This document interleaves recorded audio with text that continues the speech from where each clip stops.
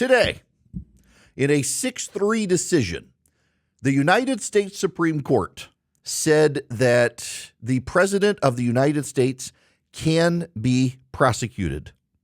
Yes, can be prosecuted for things that were done while in office that were not things related to his job.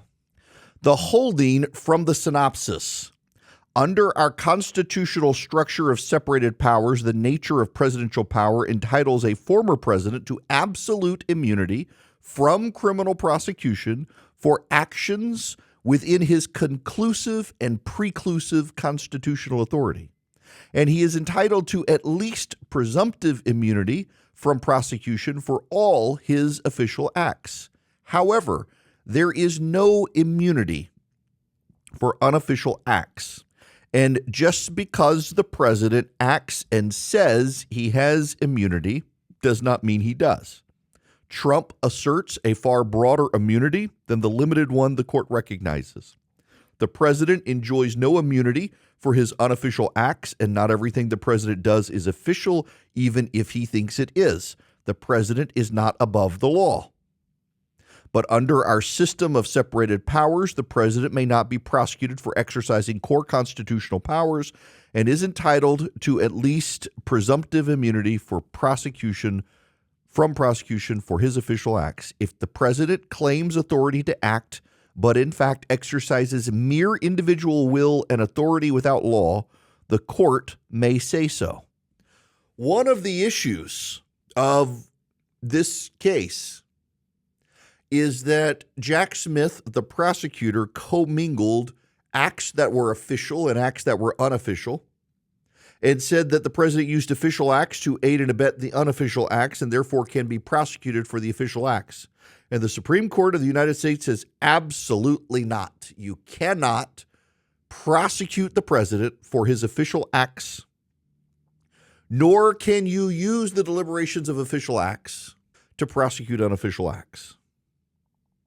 Of course, the left has immediately seized on the SEAL Team 6 hypothetical. Sonia Sotomayor in the minority basically says that the president wants to assassinate his political rival now, he totally can, which is not true at all. In fact, the Supreme Court says that the president is bound by the rule of law and the Constitution, and that there are acts presidents say are official acts or acts within his power that are clearly not. For example, the president cannot violate the civil rights of American citizens.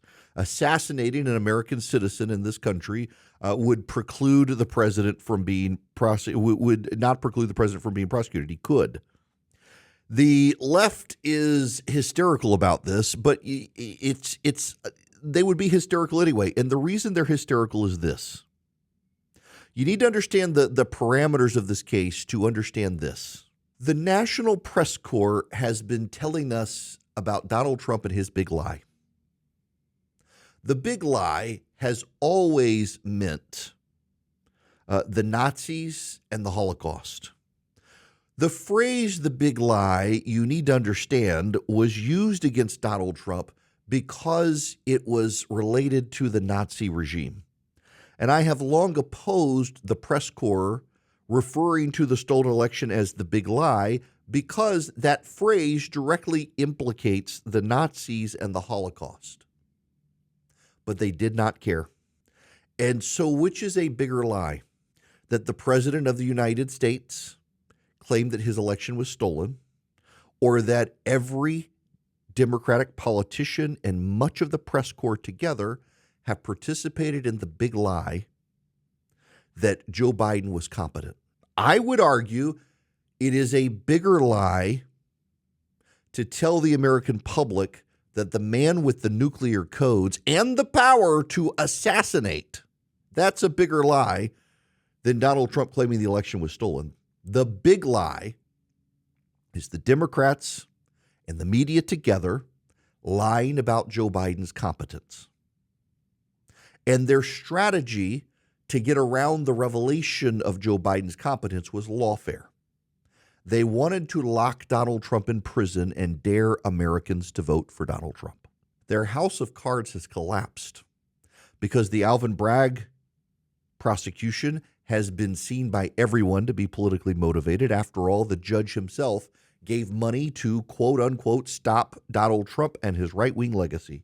The other case in Georgia with Fani Willis, she overplayed her hand, and it is being held up by appellate courts. And then there are the two Jack Smith cases. The relevant, credible case is the classified documents case, which I don't actually think this case impacts, although Judge Cannon might say it does. I think she'll get reversed. But the big case is the Jack Smith prosecution on January 6th. The Democrats decided they wanted to stop Donald Trump in courts because they weren't sure Joe Biden could beat him. The Democrats engaged in a big lie about Joe Biden's competence. They sought to cover it up, and they have failed to do so. Their house of cards is falling.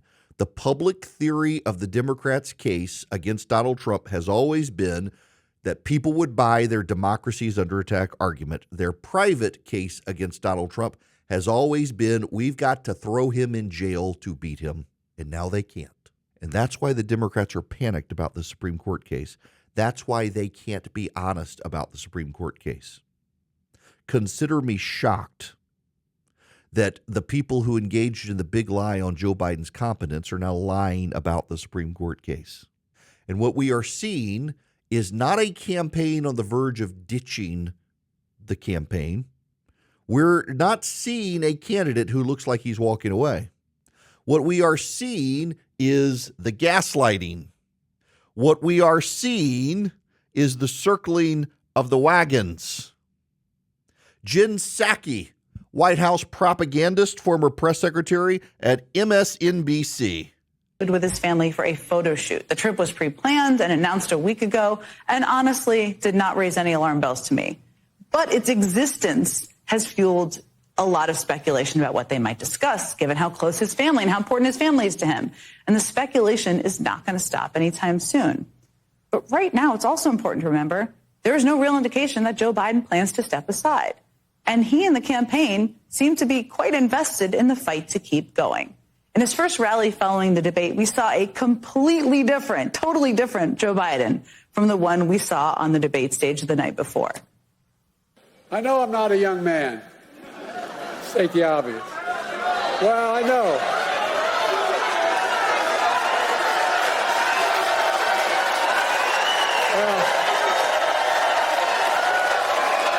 I don't walk as easy as I used to. I don't speak as smoothly as I used to. I don't debate as well as I used to. But I know what I do know. I know how to tell the truth. And she's circulating that and saying this is competent Joe Biden. They can't push Joe Biden out of the race. So they're circling the wagons. You've got John Fetterman. He went on Fox News to make the case. And that whole abandoned Biden thing, that's the dumbest I've ever heard. I mean, if you are more inclined to vote for a Democrat or be a Democrat, if you're willing to walk away from Joe Biden, you're by defecting helping Trump. And that's really it is. And if you're helping Trump, if you want Joe Biden to go away, Wes Moore, the popular Democratic governor of Maryland. Are you confident that the only person, the only Democrat in America that could beat Donald Trump is Joe Biden? Joe Biden is our nominee. Joe Biden is our leader. And Joe Biden has earned and Joe Biden deserves the confidence, the respect, and frankly, the partnership that we now have to provide to him. And you've got Raphael Warnock, the senator from Georgia. Let me start with the debate. President Biden had one goal: to prove to voters that he was capable of serving another 4 years in office. By all accounts, he did not meet his own benchmark. Your hometown paper, the Atlanta Journal-Constitution, has joined the list of newspapers calling for him to drop out. Do you think President Biden should drop out of this race, Senator?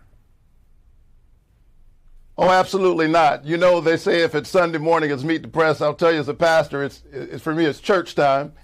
And I can tell you that there have been more than a few Sundays when I wish I had preached a better sermon. But after the sermon was over, it was my job to embody the message. That's Raphael Warnock. Jim Clyburn, the powerful Democratic House member. So let's not think about all of the stuff that we may read about, what we may think about, what we may speculate about. Listen to the American people. Come out here among them, feel them, and to have the benefit of their emotions when you sit down to write your editorials. He is not happy with the editorials calling for Joe Biden to step aside. You know, the Democrats have long said that the Republicans would never stand up to Donald Trump, that the Republicans were the ones who would not speak truth to power when they needed to, and they were provoking a constitutional crisis. The Democrats are exactly who they said the Republicans were. It's the Democrats who know Joe Biden should step aside, but are refusing to. And the members of the media and the Democrats who have been complicit in this big lie for Joe Biden, they now are acting shocked and stunned. They all knew. They just can't admit it. They have to be shocked and stunned. And they're going to pivot and circle the wagons and shame you into voting for Joe Biden. They're going to talk about the ground game a lot. They may have to fire some of Biden's staff. Mika Brzezinski on MSNBC says as much, but the Supreme Court today said Donald Trump, he doesn't have immunity for unofficial acts, but he does for official acts. He got it right. It was a good decision. But the Democrats, in reading the decision, realize that their plan to beat Trump all along was not premised on telling the American public he was a threat to democracy. Their plan all along was to throw Donald Trump in jail and distract from Joe Biden's mental decline. Their plan is now sunk. Their theory of the race out the door. And they've got nothing other than a dementia-addled 81-year-old who the public has now seen for themselves is not mentally fit for the office of the presidency of the United States. You may not like Trump. You may think he should be the one to drop out. But he's the one who knows who he is and remembers where he is, unlike Joe Biden.